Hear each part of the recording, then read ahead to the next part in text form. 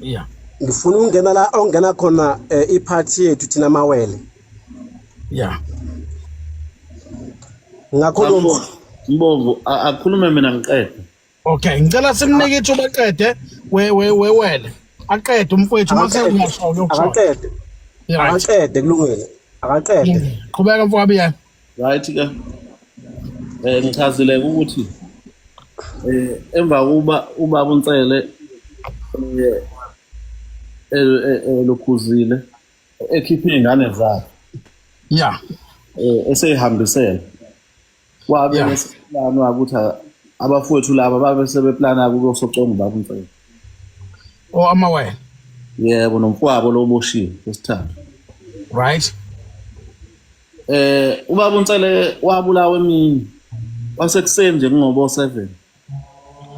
Right. Ukuchaza ukuthi umuntu uma umazi ungakwazi ukumbona. Yeah. Ukuthi usibani bani lo uma umazi. Hayi ukuthi kwakumnyama noma thabo wakusebusuku wakusemini. Yeah. Kwenzeka lesi sigameko thina sasedolobheni eMpangeni. Yeah. Yafonelwa ukuthi naku inkabi lapha igubula ubaba la uNtsele erent. Irent incekene ngepolice station kanje. Yeah. Okusho ukuthi bakusuka lesi sidumo ke udutshulwa lo baba uNtsele amaphoyisa retaliate ebese nawo ephuma ezama ukuzobheka apha lesimo. Yeah. Esuka bedlula uNtsele besuke laba bengene kule moto ezibhantanga. Abantu bavele ngayo bezohlasela. Right. Abanye bengene ngemuva. Abanye bengene ngaphambili. Ihamba imoto ihamba ngogravel umgwaqo P700 ubheke eMpangeni. Sifonelwe nathi ngaso leso sikhathi. Kuthiwa nabo abantu bayabaleka babheka ngedirection yaseNtambanana. Khona kuthiwa iseHittonville wathebheka eNtambanana. Yeah. Sisuke thina eMpangeni sizama ukuzo intercepta laba bantu okuthiwa bazinkabi esebebulala umuntu yabo bamshaya washona ubaba uNtsele lo sona umuntu kwadubuleka nabanye abantu kodwa nje kwashona yena babemdubula nge-AK. Yeah. Yeah. Sisuke ke nathi ke ngamajubane ngespeed sizama ukuyo intercepta lesi simo. Yeah. Sihamba masifike eHittonville sifike sime nathi senze setup yethu ukuthi uma beqhamuka labantu sobavimba kanje noma uma belwa sizokwenza kanje. Yeah. Sime lapho sibona isikhathi ukuthi laba bantu ufune ngabe badlule la manje. Sithi safona sithola ama-call kuthiwa hayi la bantu sebewiswe imoto ngayindleleni bajaha amaphoyisa. Sihamba ibangana elincane siqhamukele kubo nangempela sibafice abantu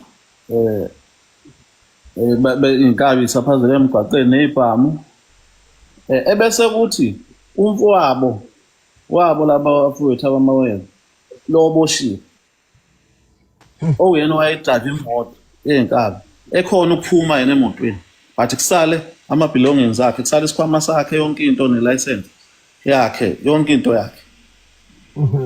Ephume ebaleke engene ehlathini kunesiqiwi ingene esiqiwini ke baleke eze uqhamukela eplazini yena.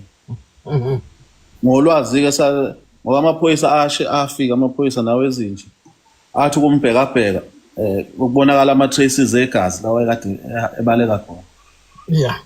Abangamthola kodwa nge-information ekhona ebhalisiwe emaphoyiseni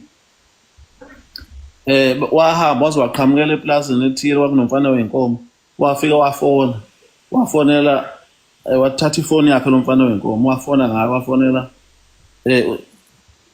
usakhile wezwa umlando wambalekisa ngefortune. Usakhile lo esinaye la. Esinaye esikhuluma ngayo. Okay. Right. Okay. Kodwa ke ulwazi lo lesalithola emaphoyiseni. Okay. Kanga ukuthi kahle usakhile wayena lo kufuna ngabe uboshiwe ngomthetho. Eboshelwa ukuthi waba accomplice to imurder. Yes, imurder kaBaba uNtsele. Ababa uNtsele ngoba phela naye walekelela abantu ababezobulala. ukuthi babaleke. Ukhona lokho kusemaphoyiseni. Angithanga ngisho lonke singakhulumi kakhulu ngezinto ezisemaphoyiseni. Right, qhubeka. But ke lapho kwabe sekufika intatheli. Khuluma ngento ekhona mina. Uma wase nibheka ihistory yeDaily Sun ngoba thina sasisigamekweni. Mina ngafike ngakhuluma even lapho kuleso sigameko njengosihlalo wa-association wangaleso sikhathi. Lesi sigameko sesenzekela lo baba olimele akayena ingxenye ye-association. Kodwa ngokubona kwabantu lezi inkabi zibona ke lezi moto bishayela ubani lo muntu ogcina ebulelwe la. Okay. Right. Then abafowethu ke emva kwaleso sigameko sabe sesibacela ukuthi hayi ngoba seninothuthuva enilenzayo manje. Ngoba mina futhi I believe ukuthi la ngaleso sikhathi ukubulawa kwabakuntsele nje kwangekhona ukuthi ingoba wakuyena priority number 1 ubone priority number 1 kwakuyini ngoba mina babengilwisa bengilwisela indaba yokuthi bafuna ukuthi kufake umfowabo emsebenzini wayengenawo umsebenzi. Right. Okay. Umfowethu usafile wafika lapha ehudula i303 ehudula phansi isibhamu wazongikoma nge303 kababu wakhe. Ngikhuluma mina kwakukhona abantu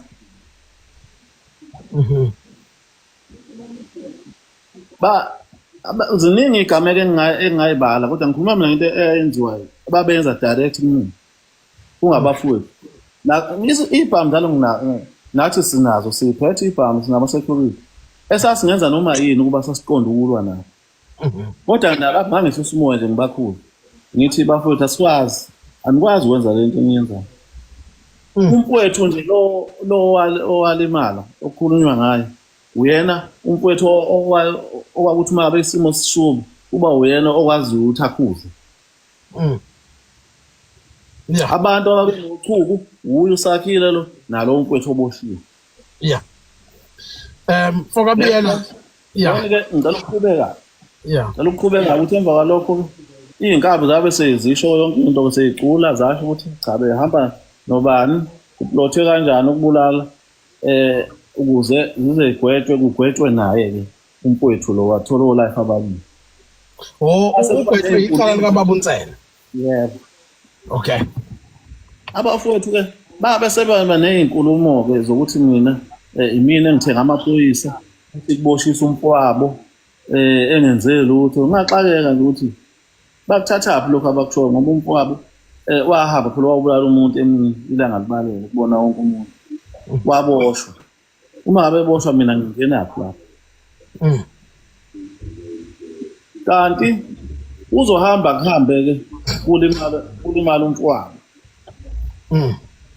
Emva kwesikhathi sebahamba la emakhaya. Mase kulimela umfowabo abafowethu labo yena sakhile lo wahamba waye emaphoyiseni wahlala nezikhulu zamaphoyisa. Wafika lapha wacela assistance ukuthi ucela ukuthi kuboshwe mina ngoba ngabulala umfowabo. Wachaza ke lento wayichaza emaphoyiseni. Amaphoyisa avuma ukuthi azomngisiza ukuthi ngiboshwe. Uma ngabe sekufanele ngiboshwe sekukhanda warrant of arrest ukuthi ngiboshwe.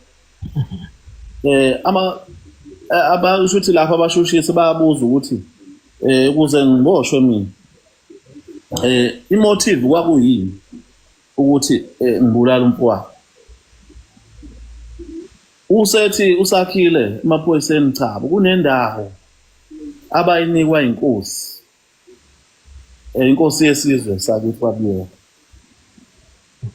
Leyo ndawo ababefuna ukwenza i-development ethile.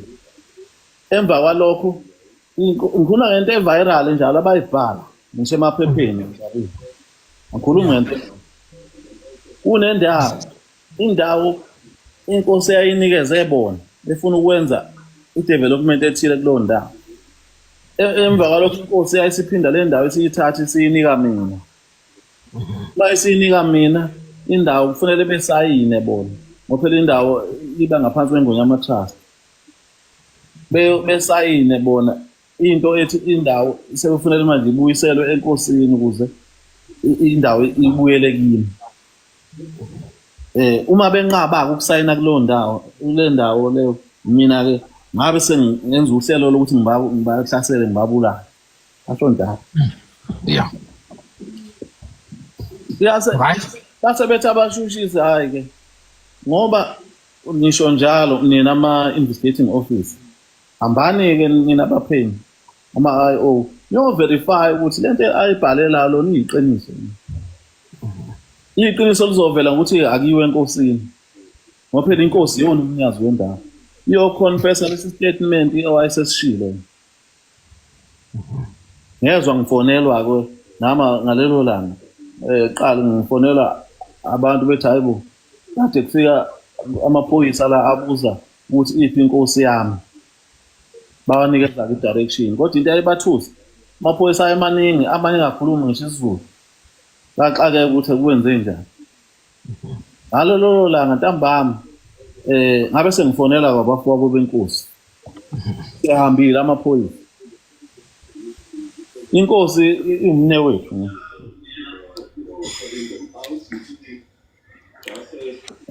iwumne wethu kwinkosi babe sengifonela-ke nabo abane wethu abanye abafowabo benkosi besho ukuthi hayi siyangoma sikuthinta nje kade sihlaselwa amaphoyisa akhuluma udaba oluthi wena wabulaliwele ngoba ubabangisa indawo bafuthu abawona babenikwe inkosi. Lapho-ke inkosi-ke eyathola ukuthukwa khona kwayona inkosi ithukwa yibona abafethu lapho ngenxa yokuthi inkosi yakhuluma iqiniso ukuthi inkosi yafike mangizwa ngangingekho kuthiwa inkosi yafike yathi emaphoyiseni lo muntu enikhuluma ngaye akaze efune ngishiye ibala noma lokukhanda i-tax shop la yachaza inkosi ukuthi kwafika ama-investors efuna ukuzokwakha imall akhomba lama-investors akhomba same ndawo nendawo inkosi eyiniwe abafowethu lapho. Mina ngingenaphi lapho buza inkosi ngoba kwafika ama-investors ezemkhandlwini ama-investors eza nabantu laba eza nabo engeyona ingxenye yabo mina ngingathinteki indawo. Yabuza inkosi ukuthi why bese kuthiwa yimina ngoba mina ngangingahlangani nokwakhiwa kwemall leyo nalabo abantu abafike nama-investors. Yeah. So inkosi yaphike yathi amangahlaza la. Yeah. Akhulunyiwe laba inkosi yaze yathi into mina engiyaziyo kusho inkosi yathi inkosi into engiyaziyo tshela amaphoyisa laba bebanga izinto zomgwaqo befika ngisho la esangweni ngifike ngibalamule mina amagama lawo enkosi meshe into zomgwaqo ushamatekisi right. Mfokabiyela la umaphoyisa ke la okwafanele ngase ngikhandela uyitulo ukuthi ufuna ngiyoboshwa bese phoxeka kanjalo ngoba kuthiwa ispeed ayifike ngaso ahamba esekhathazekile ebuyele emuva engasahambi ngendlela ayize ngayo ngoba kwase kungasekho manje ukuthi lento izoshintsha kanjani lento yayisibhaliwe yaboshwa uma ngabe inkosi siyiphikisa ithi akuyi ngoba inkosi njengomnikazi wendawo noma kuyiyona nto ngoba njengoba inkosi kuyiyona ebheke indawo eNgonyama Trust ngokubukhosi iyona okufanele ikhulume ukuthi kwenzakaleni ngalento engayithatha nje ukuthi inkosi iyona eyayiphethe i-main evidence engangilinka kulama statement ayesebhalwe la. Emva kwalokho-ke kwabe sekuhlakazeka kanjalo-ke ngangaboshwa kanjalo lento ngayithola-ke emva kwesigameko esiyenzekile ukuthi akusekwenzeke kanje then kwase kuba nomsindo omkhulu lokhu ubhizi uqhubekayo ukuthi hayi ngoba kubhalwa kuthiwa mina ngithenga amaphoyisa ama-local police stations awangibophi nawe province awangibophi ngakhokhela nawe national-ke amaphoyisa nawo sengiyawakhokhela futhi kuyabhalwa kungcoliswa bonke abantu bangcoliswa ngoba abantu bakhuluma iqiniso. ngizwa kahle. Ngizochazela izwe-ke ukuthi mina angina beef nalabafowethu, akubona futhi abashisa iy'moto zami. Esasikuphambanela nje yikho lokhu kuphela ukuthi kwenzeke isigameko, ngibakhuza ngithi uma ukuthi bafuna ukusebenza abayithulele phansi beyisebenzele, sisebenze la emakhaya. Uma bese sebeqala impi ngabathuthisa ngathi bafethu ngoba mina anifuni impi, anifuni ukusebenza, anifuni impi. Ayiqhelani-ke bafethu eduze kwethu. Bayathutha kanjalo ukuhamba. Kodwa hayi ngoba ngixabene nabo. Nginayo ingabanga. Hayi, sizwa kahle mfokabiyela. Uningi abaqhubeka bekubhale ukuthi unabantu ababoshwa kulawo macala. Ubhala bona abangani babo labo Sigodo. Kunabantu ababoshwa kulawo macala abacula, angazi bacula bathini ukubhala zonke izinto. Abakhathali ukubhala ngoba banenkinga yokuthi why mina ngingaboshiwe. Ekubeni mina ngabophisa umfowabo. Asho njalo ngoba ngabophisa umfowabo. Umfowabo angimbophisanga. Kuphela ngahamba mina ngawo assista kwisimo. Ngingazi futhi ukuthi uyena involved. Nami ngathi wase ngikho. Ukuthi kanti kunomuntu wakithi la kulesigameko. Iwele leli elalimala awunalwazi bebengasahlali ngasemakhaya. Awuzwanga ngisho ukuthi lalimala kanjani. Bese bekade bahamba la emakhaya. Hayi, ngizwa. Mfethu ungadinwa, ngicela ukuthi ngoba kulezi statement zizonke mangilalele nabantu belalele emakhaya angeke ngize ngikukhulumele, ngeke ngize ngikumele. Kodwa it is clear okwamanje iposition yakho ewele ikuphi okuphikisayo onokwaziyo based enkulumweni ekhulunywe umfowethu ubhuti uVika. Kukhona okungelona iqiniso. Umfowenu osejele uboshelwe indaba kaBaba uNtsele. Uyena oyeshayela imoto, wena wamlanda. Ikuphi akukhulumile kwamanga endabeni kaMfowenu. Noma ukhona othi kwamanga entweni ayixoxile yonke. Wena ukwazi ngenye indlela. Ungangena wena.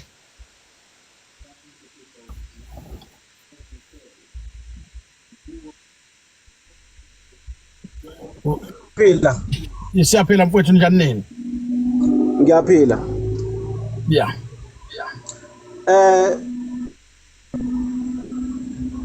Ubuhlungu kwake ngelila ngeqiniso liyohlala obala. Lensizwe kade ikhuluma la ngokuzalana ke ithi baba kimi njengoba ithi inkosi nje umne wabo mina ke inkosi ithi baba kimi. Naye uthi baba kimi ngokuzalana. Yambombo ngithi mina akeqale la.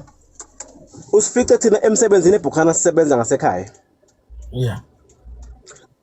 Uhlalo wethu obekhona ngaleso sikhathi leso kwakubaba uMbatha. Yeah.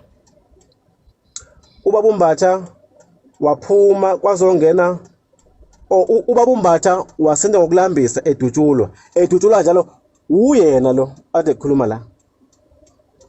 Okay. Wasinda wazoba ubaba uXulu lapha ngaseMondini. Wabo sihlalo. Ngokuthi yena ufuna ukuba uhlale ngenkani. Baba uXulu naye wenenkani. Sikhona thina sisebenza. Wamdubula wafa washona. Sikhona. Kuyaziwa nje lokho endaweni. Yeah, imake endaweni. Ngizokuphazamisa ke sakhile. Umfowenu umlinke ngokuthi kwatholakala into zakhe emotweni. Ngiza nenkulumo mbombo ngicela ungiyeke nawe ubumyekile wakhuluma waqeda ngizama ukuthi yina kahle. Nabo ubufakazi ya. Ngifuna ubufakazi balento ukuthi uyena ubulalayo. Yeah. Mbomvu, okay, ayingene la khona esengena yena ukuze ezobe uhlalo yena. Yeah. Thina besikhona erenkini.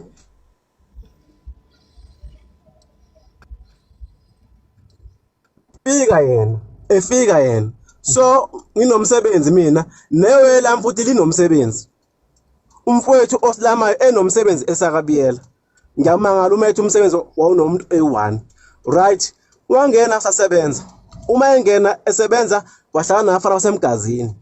Ngicela ukuthi umzwile ekhotha ngendaba yabafana basemgazini ukuthi baxathaniswa bahlona kanjalo. Abafana basemgazini boba u5 babulawe uyena ubufakazi sinabo kuyaziwa abafana semgazini ibona bamenza umuntu ebebemzamela imoto bemgcobela imoto waba nekhumbi isikwele esibomvu umfana uthi uphiwa ibona abamkhandayo ukuze abe yiona namhlanje kodwa ubabulale bonke boba u5 bashona manje ke ipoint yami sesijamba abafana basemgazini seza umfowethu ke iwele lami ucabana kwethu naye uvika ingoba befuna ukudla imali ngenkani erank thina sikhona singafuni efuna ukuphatha ngenkani ebize ngoshaman ngenkani sikhona sibadala erankini lonke ngoba ekhuluma ngenkosi sahamba thina sawu report enkosini inkosi ithi baba kimi sawu report enkosini uthi nakho sisuke inkosi yakuthuma yakhipha umkhandlu wabiza noSantaco i-region kuthiwa akulungise lento ngoba uyasihlukumeza lo muntu uma isimoto zethu uma sethi hayi akusiyena inhlangano emise 3 months 4 months imoto ekhokhayo ayimise yena njoba ethi nje thina samphathe isibhamu ngiphethe i303 ukhuluma manga wayekade khomba umfowethu lo sejele ngesibhamu emajikeni hamba nomankomana uyabazi yena wazokhomba umfowethu kunama passenger wajema imoto ikhumbi umfowethu edrive ikhumbi ngisuke ehlathini ngiphethe isibhamu senyoni ngakhuphuka ngihamba ngenyanga imoto ngayiphethe ngase ranking ngoba apha senyoni ngihamba nafra ekhaya uzenze njani zokhomfowethu amqoteni yethu ngoba imoto ethe vula imoto afa ba practice donc lapha njoba msenyoni erenke kubo singaba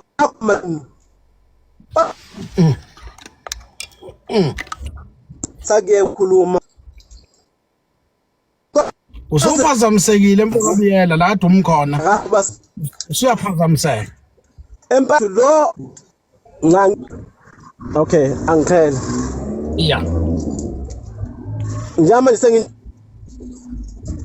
okay yabo njoba uthi sonjani bomvu umfowethu lo osilamayo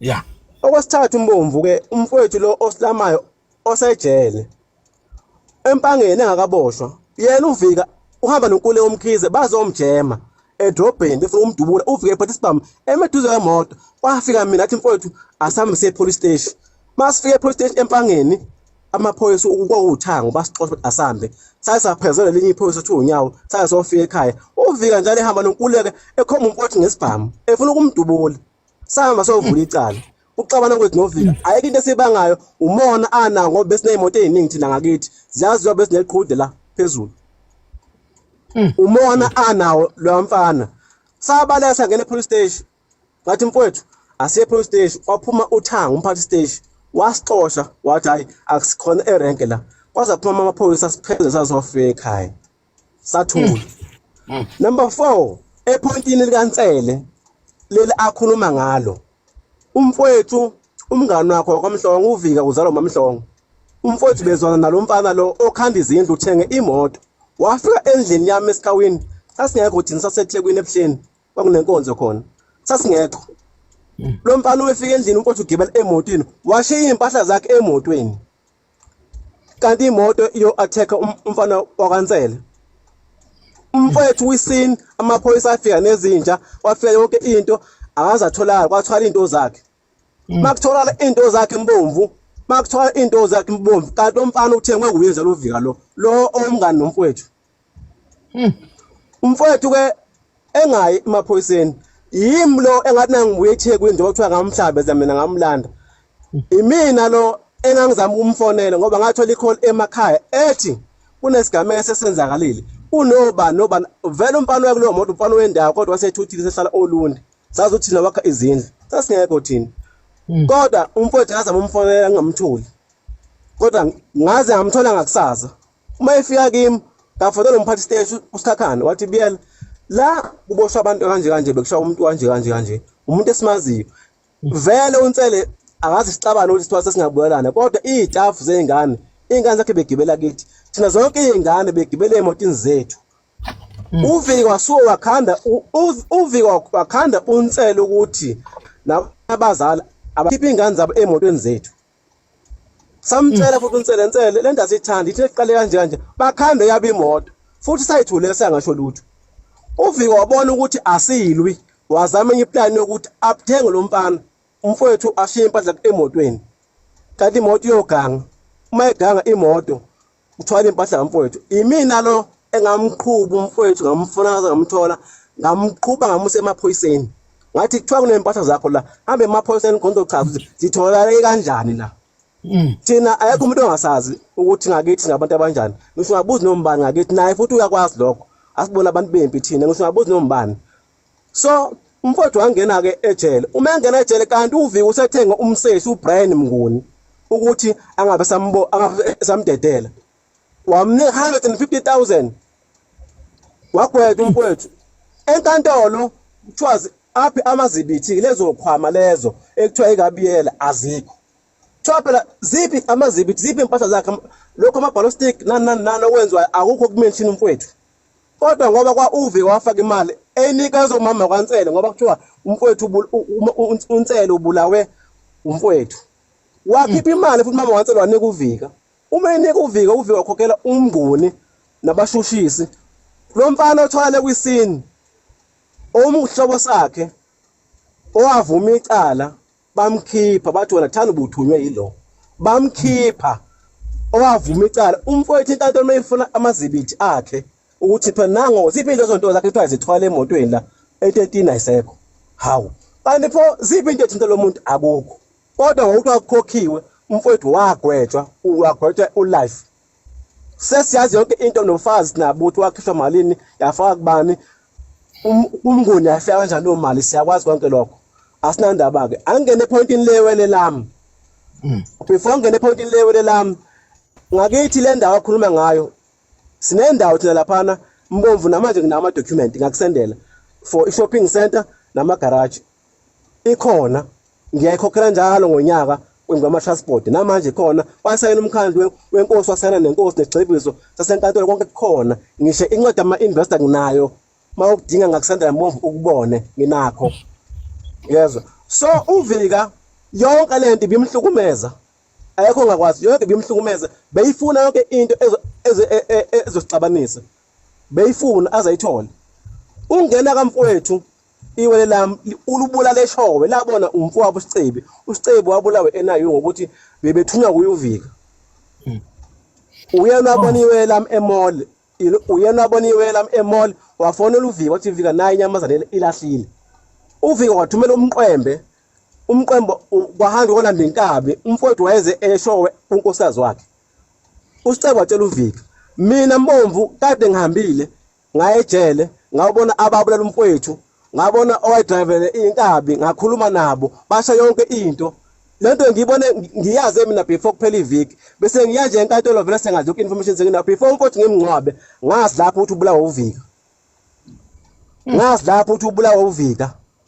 So inkabi lomfana kuthiwa uNkunzalo wasemnambithi nowaKamiya nomqemba kwamdlalo sabaseshowe uTK Dlamini Uvika wafaka imali ekhadini kaTK Dlamini asekhasini 25,000 wabulala umfowethu wathi mqembe usonikeza inkabi into estatement esesibhalwa uTK emaphoyiseni njengamanje uTK lokwangena kuye imali ifaka uVika wayo ekhasini wakhishwa imali ikafaka uTK ekhadini lakhe umTK wanezo umqembe wamdlalo selo owayedriver imoto eyayinenkabi kuzobula umfowethu wabula uVika angeke sikufihle lokho usevele eMbomvu yasiyamazi yayikhulumela kuyasukelwa kuthiwa uyingilosi siyahlonipha vele uma ungamazi. Hey silalela Uvika asikaze sikusabe uyakwazi inkinga yakho bufuna sikuhloniphe ngenkani singakwenzi ngisho emhlanganweni uma ubhede bese kuthiwa ujabhede bufuna ukuhlonishwa ngenkani singakuhlonipha iwele lami ulubulele istatement saTK kwafaka imali sikhona nami futhi nginaso wayedravele inkabi umqembe wamdlalose konke nginakho ngisho imoto imoto yamdlalose eyayidrive umqembe iPaul laboshwayo konke sinakho konke lokho manje angifuni uyibeke kahle ujasukela uzama ukuchaza it's fine zibeke kahle ube muhle kwamanje kodwa ekugcineni umfowethu omthole emlindile ekulindile wambulala umfowethu ugwethiwe namhlanje wakhokha imali lokho siyakwazi asinendaba noma ungayibeka kahle noma ungathini angaze ngikusabe uyosibulala ngokuthi uthumela amaphara namanje futhi ngiyakutshela uyakwazi lokho asikaze sikusabe even namanje asikaze sikusabe so Mbomvu ilokho engifuna ukusho usengakhuluma akhohlisa abantu ayibeke kahle bonke ubufakazi sinabo itatiments abantu abafaka kuba imali nginayo ikhophi yakhona umqembu wami nje drive imoto konke sinakho isibhamu lesi sabulaliwe lami amakhansela afeshowe onke abula uvika leso sibhamiso leso uyaziwa amaphoyisa aseshowe amaningi awo bakhokhela imali nje inkantolo kuphuphi bakhokhela imali nje empangeni abantu babulala ngokusemthethweni inkantolo imkhipha ngaphandle ubaba umlawu beyohlala eBuchanan sinayi isono sethu ukuthi bisama baba umlawu ubaba umlawu uvika wabulala ingane yakhe ayikhipha ulimi namanje lonke nazitholakala kodwa akaze aboshwa akaze enzelwe lutho into eyaziwayo Mbomvu enze research obuka ngovika into engitshela yona uyayithola so aphathiwe lelami Mbomvu aphathiwe lami Mbomvu liyomthola uyofa naye liyomlinda lephambili siyaya uyochaza wabulaliwe lelami ngoba sinakho ufazi sinabo asixoxele mina akhohlisa abantu ayibeke kahle yinja lo nto le uyazazi ukuthi yinja umsuku uyazazi uthi uyinja asazi imsabe namanje angimsabi Mbomvu uyodina kungijuma kodwa first man to man yazi asimsabi wena wenkosi ndabeni sibonge komenziwa I think ingaphezulu kwethu kwa clean governance le bakwethu Mbomvu siyabonga yinja leyo yinja iyazazi ibheke phansi yahlonipha umgodo ungama ngamlale ukuthi cha wazwasuka umuntu yinja ndaba zethu sizwa kahle